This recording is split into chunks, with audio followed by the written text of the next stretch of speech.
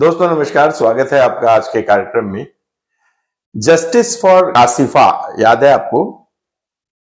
ये जम्मू में कुछ साल पहले एक निर्दोष पुजारी को फंसाने के लिए ये एक पूरा का पूरा एक मनगढ़ंत नैरेटिव गढ़ा गया था और एक अभियान चलाया गया था।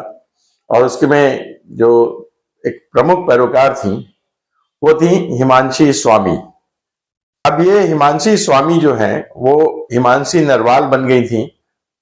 ये कश्मीरियों की बहुत बड़ी हमदर्द थी और हिमांशी नरवाल बनकर उनकी शादी हुई एक फौजी अधिकारी विनय नरवाल से और उसके बाद वो गई कश्मीर हनीमून मनाने के लिए और उनके पति की उन्हीं कश्मीरी आतंकवादियों ने हत्या कर दी। केवल 6 दिन की शादी थी उनकी और उसके बाद उनका एक स्टेटमेंट आता है कि हमें हिंदू मुस्लिम नहीं करना चाहिए।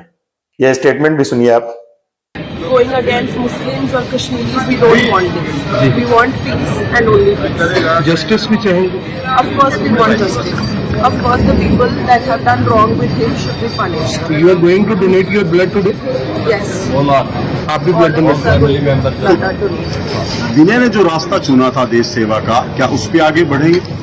Yes, of course. अब सोशल मीडिया पर एक बहस चल रही है कि आखिर इतनी जो हमदर्द थी कश्मीरियों की क्या, और वो एक जेएनयू की एक्टिविस्ट भी रह चुकी हैं और वो जो सेकुलरिज्म की पैरोकार भी रह चुकी हैं और उनको कई अभी उनके बारे में चैट्स आ रहे हैं। वो अक्सर लड़कों के झेलम हॉस्टल में नजर आया करती थी जहां कश्मीरी छात्र ज्यादातर हुआ करते थे और काफी उन्होंने उनके सारे जो मित्र थे वो सेपरेटिस्ट और कश्मीरी थे जो जेएनयू में जब वो पढ़ाई करती थी तब। लेकिन अब जब वो एक सैनिक की विधवा है तब वो अपने लिए न्याय के पहले वो मांग करती है कि कश्मीरियों के साथ हिंदू मुस्लिम का बर्ताव नहीं हो। आश्चर्य की बात यह है कि यह जो मत परिवर्तन हुआ है यह 3-4 दिनों में ही हुआ है। आपको याद होगा कि पहला वीडियो जो वायरल हुआ था आतंकवादी वारदात के बाद, जिसमें यह चीख चीख कर कह रही थी कि आतंकवादियों ने उनके पति को इसलिए मार डाला कि वो मुस्लिम नहीं थे। एक इंसान है, उसने उसको गोली मार दी। यहाँ पे उसने बोला कि ये शायद मुस्लिम नहीं है, उसने उसको गोली मार दी। एक इंसान है, उसने उसको गोली मार दी। यहाँ पे उसने बोला कि ये शायद मुस्लिम नहीं है, उसने उसको गोली मार दी। एक इंसान है, उसने उसको गोली मार दी। यहाँ पे उसने बोला कि ये शायद मुस्लिम नहीं है, उसने उसको गोली मार दी। और उसके बाद मुझे लगता है कि जब यह लेफ्ट लिबरल गैंग के संपर्क में आई होंगी तो इनका मत परिवर्तन हो गया होगा और यह सेक्युलर हो गई होंगी। People going against Muslims or Kashmiris, we don't want this. We want peace and only peace. Captain Vinay Narwal के माता पिता की, उनके परिवार वालों की क्या प्रतिक्रिया है यह बात सामने नहीं आई है, लेकिन यह 6 दिन की पत्नी जो थी इनका जो विचार है वो आपने देखा।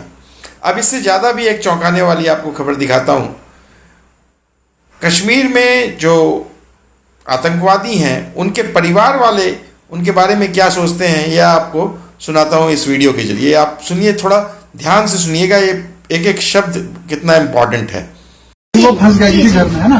तो हम आपको बुलाएंगे ताकि आप बोलो कि भाई हथियार फेंक के आ जाओ, सरेंडर कर दे। हम तो नहीं बोलेंगे उनको सरेंडर करने से। नहीं बोलोगे? अगर वो घर जिंदा वापस आ जाए तो मैं खुद उनको शहीद करूँगी, खुद अपनी। और उसमें निकल गया घर का ही बच्चा है कि रास्ते में निकल गए तो हमें क्या जरूरत है उनकी? हम क्यों उनको वापस बुलाएंगे? हमें कोई जरूरत नहीं। कभी कोई भटक जाता है गलत रास्ते, इससे ना लड़ाई झगड़ा हो गया हो, अम्मी से हो गया हो। ना लड़ाई है, ना झगड़ा है, ना गलत रास्ता है। जो भी किया, जैसे भी किया, मुझे नहीं पता। उनको अपने अपनी मर्जी से चले गए। उनको लग रहा था कि मैंने अच्छा किया, अच्छा ही किया होगा, हमें क्या लेना देना। चले गए। जब हम उसका मुंह देखेंगे उसी दिन देखेंगे जब वो शहीद होके इस घर में जाए।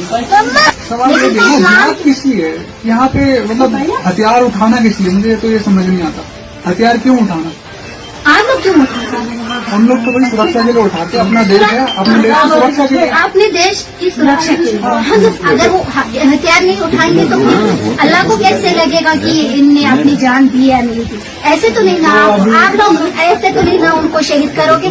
जब वो हथियार उठाएगा, ये साबित करेगा कि मैं अल्लाह के रास्ते में हूँ, कभी आप उनका जान ले लोगे।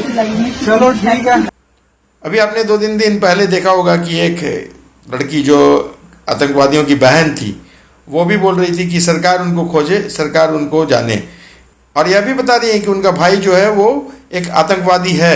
एक भाई जेल में है और एक आतंकवादी है। हमारे घर में मेरे भाई एक है वो जेल में है और दूसरा भाई जो है वो मुजाहिदीन है और मेरी 2 बहनें हैं और एक माँ बाप हैं। वो जाने, सरकार जाने, उनका काम है, उनकी जिम्मेदारी है। वो हमारे भाई को पकड़े, कहाँ से वो पकड़ेंगे, हमें उससे कोई लेना देना नहीं है। तो ऐसे हालात हैं घाटी में, और उसके बावजूद जो हमारे कुछ तथाकथित पत्रकार हैं वो कह रहे हैं कि आतंकवाद वहाँ बिल्कुल ख़त्म हो गया है और टूरिस्ट के लिए बहुत सेफ जगह है, पर्यटक वहाँ खूब निडर होकर जाएं। What the future holds, no one quite knows. उम्मीद पे दुनिया कायम है। अभी एक अगली तस्वीर देखते हैं। कश्मीर में अभी क्या चल रहा है, कश्मीर में लोग जो टूरिस्ट हैं उनको कैसा फील हो रहा है। मेरा नाम अब्दुल है, अब्दुल वाहिद, हैदराबाद से हूँ मैं। यहाँ पे आके बहुत अच्छा दिख रहा है, माहौल तो थोड़ा ठीक है, अभी ऐसा कोई घबराने की कोई बात नहीं है, सिक्योरिटी है। लेकिन आपको ये ध्यान देना चाहिए, अभी और भी कुछ लोग गाएंगे, अभी मैं आपको और दिखाऊंगा आगे। कुछ लोगों ने हमारे तथाकथित दाढ़ी वाले पत्रकार साहब हैं, उन्होंने जाकर वहां लोगों से बातें की और लोगों को कहलवाया, लोगों के मुंह में माइक देके कहलवाया उनसे कि आप कहिए कि यहाँ माहौल ठीक है। लोगों ने कहा भी, कई लोग मानते हैं माहौल ठीक है, कोई शिकायत नहीं है। वो यही कहते हैं कि यहाँ आकर मुझे लगा, पहले मेरे मन में बहुत तरह की आशंकाएं थी, शक सुबह था, यहाँ आकर लगा कि ये वो आतंकी थे, उन्हें घेरा जाए, तलाशा जाए। लेकिन जो लोकल कश्मीरी है, स्थानीय कश्मीरी है, जिसके भरोसे पर आप जा रहे हैं वहां, जिसके भरोसे पर जो टूरिस्ट वहां जा रहे हैं, उनकी क्या जुबान नहीं है, उनकी जुबान सुनिए। एक लोकल कश्मीरी दुकानदार को क्या इससे परवाह है। पहलगाम में हमला हुआ तो वो सुना हमने, लेकिन पता नहीं है, किसी की आई विटनेस नहीं है उसमें। आई विटनेस नहीं किसकी है, कश्मीरी को किसी को दिखा, किसकी। तो ऐसे में अब आप कुछ लोग कह रहे हैं कि ये पत्रकार साहब भी कह रहे हैं, साथ में और भी कई लोग कह रहे हैं कि सुरक्षा एजेंसियां क्या कर रही थी, क्योंकि पहली बात बता दूं कि वहां केंद्र का शासन नहीं है, वहां एक राज्य है, वो एक राज्य का शासन है, और जो सुरक्षा एजेंसियां, जो लोकल सुरक्षा एजेंसियां हैं, जो पुलिस है वहां की और इंटेलिजेंस जो सीआईडी है, वो इस राज्य सरकार के हाथ में है। और राज्य सरकार जैसे चाहती है वैसे ही वहां के अफसरान, वहां के जो अधिकारी हैं, वो जो वहां के लोकल जो पुलिस वाले हैं, वो वैसा ही काम करते हैं। ऐसा हर एक राज्य में देखा गया है। आप पंजाब में देख लीजिए, पंजाब सरकार के इशारे पर चलती है वहां की सरकार। यूपी में देखिए, यूपी सरकार के इशारे पर चलती है। यूपी सरकार, योगी सरकार जैसा चाहती है वैसा करती है। अभी कुछ साल पहले जब अखिलेश यादव की सरकार थी तो उनके इशारे पर चलती थी वहां की सरकार। तो कश्मीर में अभी स्थिति वही है। तो ये जो कहा जा रहा है कि सिक्योरिटी लैप्स है, बहुत बड़ा सिक्योरिटी लैप्स था वहां और वहां सैनिकों की तैनाती नहीं की गई, तो इसके लिए मैं मानता हूं कि कम से कम 90% तो स्थानीय सरकार जिम्मेदार है। जो स्थानीय सरकार वहां की उमर अब्दुल्ला की सरकार है, वो उसकी जिम्मेदारी है। अभी आते हैं एक और सब्जेक्ट पर। अब जबकि ये सामने आया है कि सरकार वहां से पाकिस्तानी नागरिकों को भारत से जो बिना वीजा के रह रहे हैं या वीजा एक्सटेंड होने पर रह रहे हैं, वैसे पाकिस्तानी नागरिकों को यहां से हटा दिया जाए, तो अजीब अजीब से मतलब मामले देखने को मिल रहे हैं। अभी आपको एक मामला दिखाता हूं। एक सज्जन है जो यहाँ बरसों से रह नहीं रहे हैं, 17 साल से रह रहे हैं और उन्होंने यहाँ वोट भी दिया है। अब जो फैमिलीज यहाँ पे पिछले 20-30 सालों से रह रही हैं, हमने वोट भी कास्ट किया, हमारे हर एक डॉक्यूमेंट्स यहाँ के बने, आधार कार्ड है, इलेक्शन कार्ड है, राशन कार्ड है, हमारा डोमिसाइल है मेरी यहाँ की, बाकी सारे डॉक्यूमेंट्स मेरे बने। अब मैं यहाँ से कहाँ जाऊंगा। अब आप सोचिए कि एक पाकिस्तानी नागरिक वो यहाँ रहता है, केवल न सिर्फ रहता है बल्कि यहाँ की सरकार चुनने में वो वोट देता है। ऐसा कैसे हुआ, ऐसा हो रहा था, इस पर बहुत पहले ध्यान देने की जरूरत थी। और केवल 15 दिन के वीजा पर आने वाला व्यक्ति और इतने सालों तक रह गया, 17 सालों तक रह रहा है, और उसके बाद वह यहाँ वोट भी दे रहा है, यहाँ आधार कार्ड बनवाता है।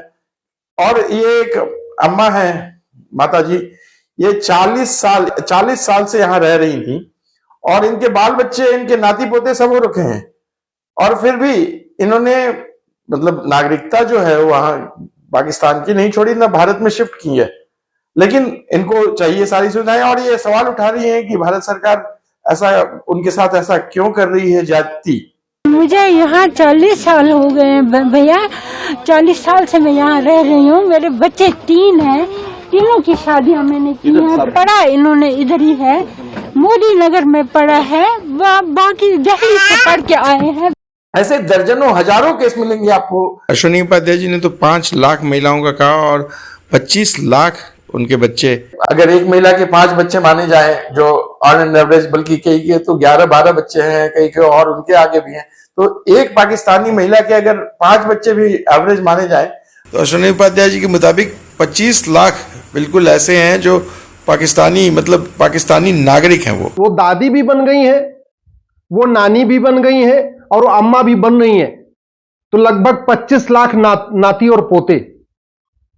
ये बहुत ही बड़ी खतरे की घंटी है। और वो भारत में रह रहे हैं, उनको सारी सुविधाएं चाहिए भारत की, उनको भारत से ही जितना जो सरकारी इलाज है, शिक्षा है, वो सारा जो गरीबों के लिए भारत सरकार की जो योजनाएं हैं वो सारी चाहिए, लेकिन वो खुद को जो मतलब उनका दिल जो है वो पाकिस्तान के लिए धड़कता है। और या इनमें से हैं या और भी जो उनके हमदर्द हैं, उनका देखिए रवैया ये है कि अगर पाकिस्तान का कोई विरोध कर रहा है भारत में, तो वो उससे लड़ने के लिए, 2-2 हाथ करने के लिए सामने आ जाती हैं।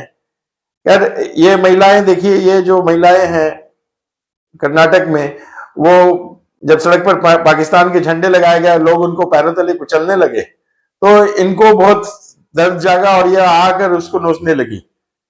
लेकिन ऐसा योगी बाबा के राज में भी हुआ। मुजफ्फरनगर में एक लड़की ऐसा करने लगी, वो ज्यादा हमदर्दी दिखाने लगी, तो उसको इसकी सजा भी मिली। उसे अभी फिलहाल स्कूल से बर्खास्त कर दिया गया है। अगर वो और कुछ विरोध करती है या और कुछ अपने उद्गार व्यक्त करती है, तो हो सकता है उस पर और भी कोई कार्रवाई की जाए। तो खैर, ऐसे जो हमारे जो देश के दुश्मन हैं, जो भीतर रह रहे हैं, जो आतंकवादियों के साथ हैं, जो उग्रवादियों को, जो ऐसे तथाकथित सेकुलर हैं और ऐसे सेकुलर भावनाएं रखते हैं, उनसे बचने की जरूरत है। अगर उन पर वेजा पा लिया जाएगा तो समझिए हमने आतंकवाद पर 100% नहीं तो कम से कम 95% जीत हासिल कर ली। आज के वीडियो में इतना ही।